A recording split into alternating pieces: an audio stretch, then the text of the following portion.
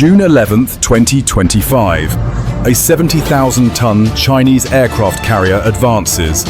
Over 40 hypersonic missiles launched. Nearly 30 fighter jets scream toward Guam, home to some of America's most vital military bases. Tension explodes. The Pacific is no longer calm.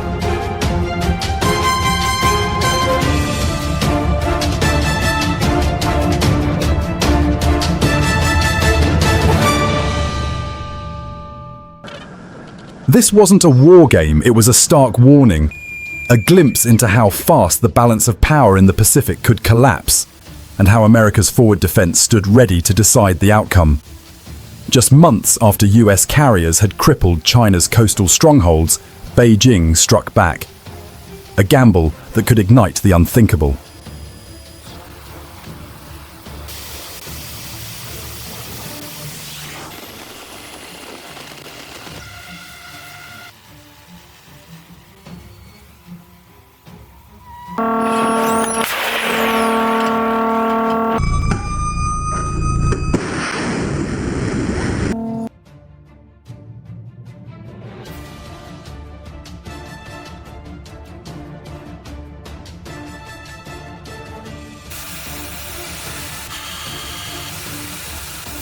They deployed their flagship, the Shandong, flanked by billion-dollar destroyers, nearly 800 miles from home, aiming to crush Andersen Air Force Base and prove they could hit America at its front door, a move that sparked a breathtaking clash of technology strategy and sheer nerve. But very soon after, China would pay dearly for its reckless move.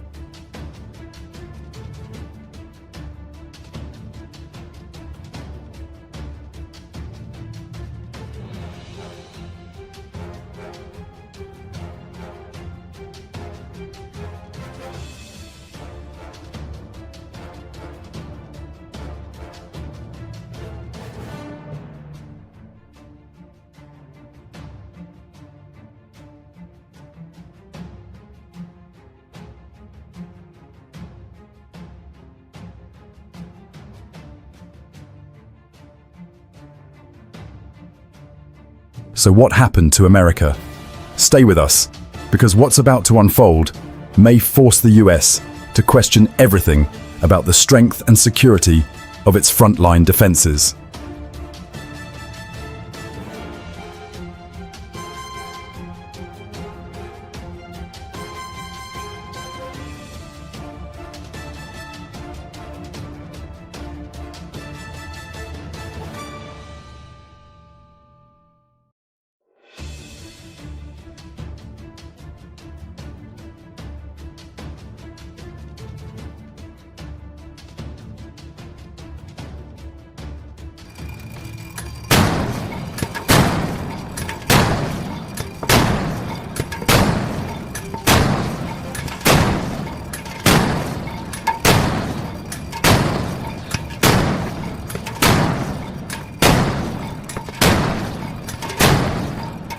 At 6:15 a.m. on June 11, 2025, radar screens at Andersen Air Force Base lit up with relentless alerts. A 70,000-ton Chinese carrier group led by the Shandong and flanked by 5 warships was heading straight for America's most critical airbase in the Pacific. This wasn't routine, it was retaliation. Just months earlier, the USS Gerald R. Ford had hammered China's southeast coast, wiping out over 15 PLA bases in 72 hours. More than 40 J-16 and J-11 fighters, each worth $70 million, lay in ruins. Total damage over $6 billion.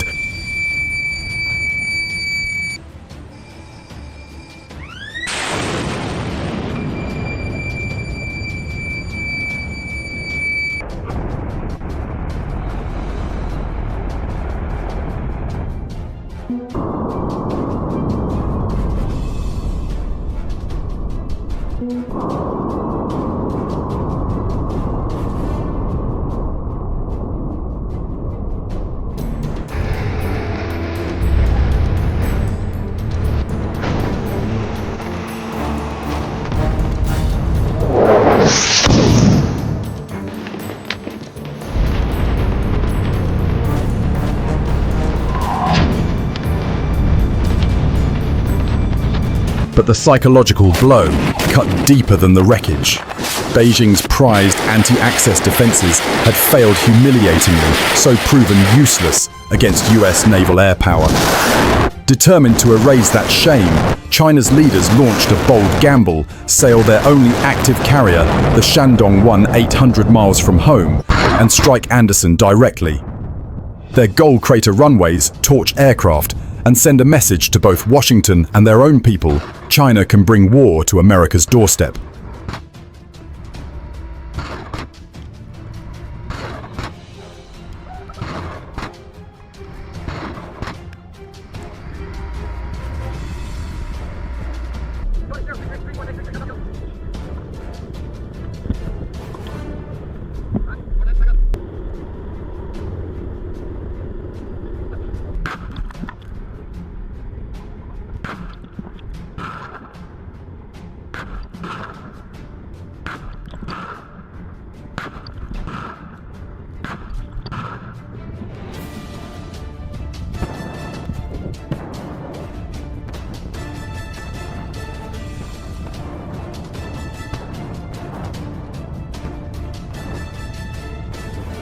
By 6:27 a.m., the Shandong's deck roared to life, steam hissing, engines screaming.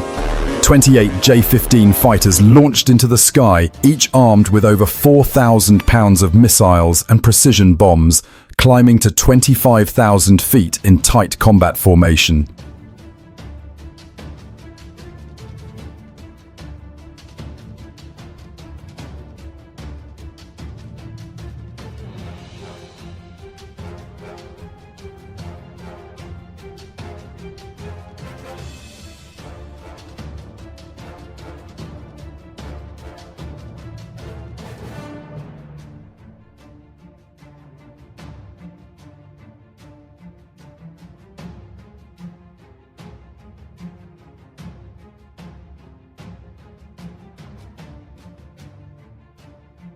At the same time, two Type 055 destroyers unleashed 24 YJ-18B cruise missiles, Mark III monsters, skimming just 50 feet above the ocean.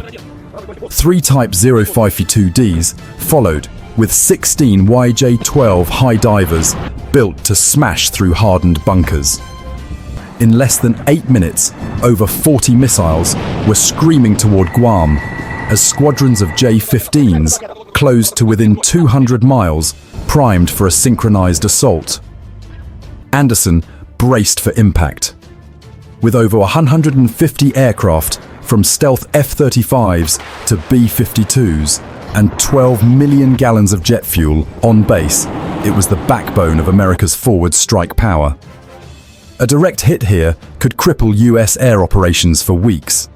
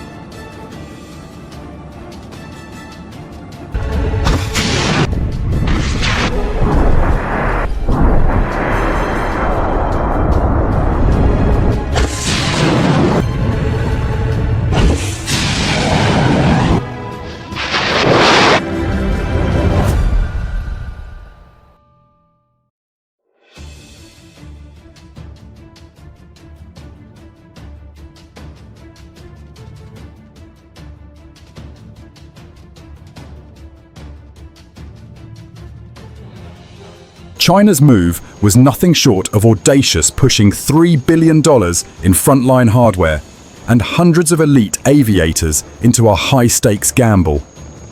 Their goal: strike fast, hit hard, and reclaim shattered pride. They believed even a partial hit on Guam would send shockwaves through Washington and prove to the world that China could draw blood. But behind the bravado was desperation.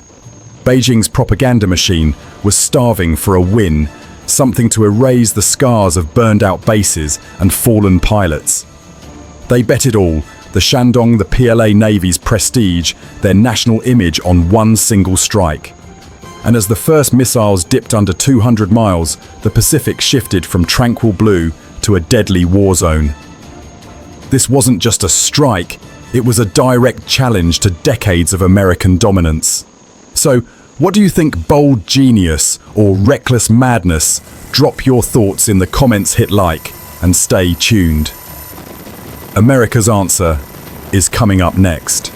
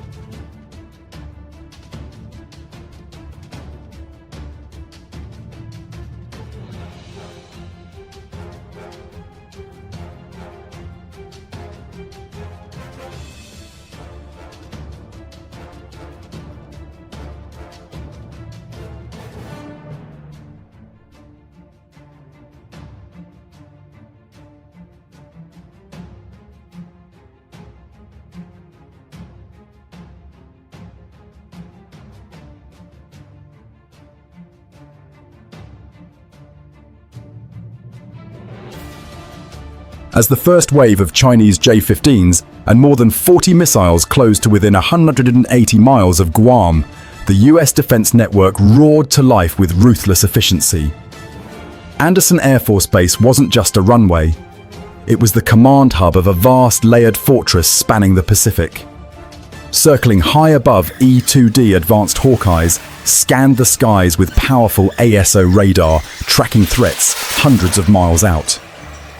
Real-time targeting data flowed instantly to command centers on Guam and aboard nearby Arleigh Burke-class destroyers.